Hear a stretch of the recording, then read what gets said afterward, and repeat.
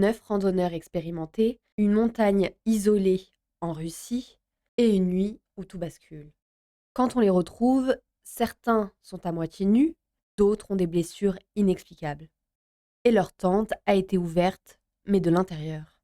C'est le mystère du Dyatlov Pass Incident. On est en 1959, en pleine Union soviétique. Le groupe est dirigé par Igor Dyatlov. Ce ne sont pas des amateurs, ce sont des étudiants brillants, sportifs et extrêmement expérimentés dans les conditions extrêmes. Ils savent survivre dans le froid, lire le terrain, gérer les dangers. En bref, ils savent ce qu'ils font.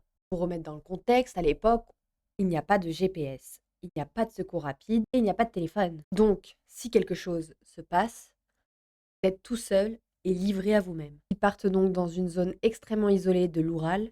Ils arrivent près d'une montagne. Les locaux ont surnommé la montagne de la mort. Le 1er février 1959, ils installent leur tente. C'est déjà extrêmement étrange, étant donné qu'ils auraient pu se mettre à l'abri et poser leur tente un peu plus bas.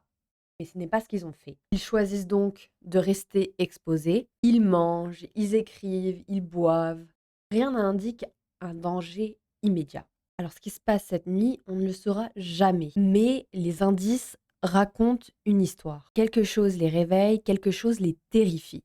Et c'est là qu'ils prennent une décision incompréhensible. Ils coupent la tente, mais de l'intérieur. Pas à l'entrée, ils déchirent totalement la toile et ils sortent. Le détail le plus glaçant, c'est qu'ils sont en sous-vêtements avec des températures extrêmes, c'est-à-dire moins 30 degrés.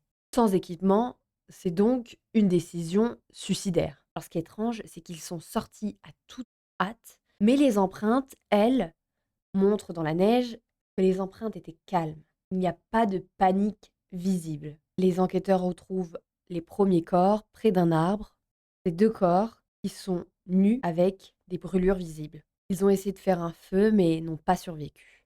Plus loin, les enquêteurs retrouvent 3 corps, orientés vers la tente comme s'ils avaient essayé de revenir, mais qu'ils se sont effondrés avant. Et c'est là que ça devient de plus en plus étrange et terrorisant, c'est que 4 corps sont retrouvés dans un ravin. Mais les côtes sont brisées, les crânes sont fracturés et les blessures internes sont énormes. Comme un accident de voiture et sans aucune trace externe grave. Un détail terrifiant, une femme est retrouvée avec la langue coupée. La langue a disparu. Et il y a aussi des éléments qui sont liés. Les vêtements comportent de la radioactivité. Ce que ça implique, c'est que quelque chose les a terrifiés au point de sortir de la tente en abandonnant toute logique de survie. Probablement parce qu'ils n'avaient pas le choix. Plusieurs hypothèses ont été émises. Il y a eu l'hypothèse de l'avalanche. L'idée, c'est qu'une petite avalanche se déclenche, où il y a une plaque de neige instable, et le groupe pense que leur tente va être ensevelie. Ils coupent la tente et sortent. Alors, ce qui colle avec cette hypothèse, c'est la fuite rapide, et qu'ils quittent la tente sans équipement et la peur soudaine. Ce qui ne colle pas, c'est qu'il n'y a pas de grosses traces d'avalanche.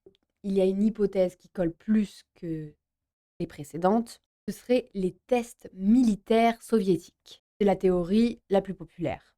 Et le groupe se retrouve au mauvais endroit. Alors ce qui colle, c'est les traces de radioactivité et des lumières étranges qui ont été observées par les locaux.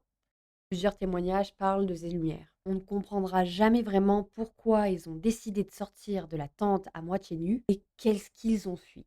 Il y a également la théorie des ovnis, des extraterrestres ou des vies que nous ne connaissons pas encore à l'heure actuelle qui auraient causé cette panique. Pour conclure, on a des théories, mais aucune d'entre elles n'explique vraiment. N'hésite pas à t'abonner si tu as aimé cette histoire et n'hésite pas à commenter, me dire ce que tu penses.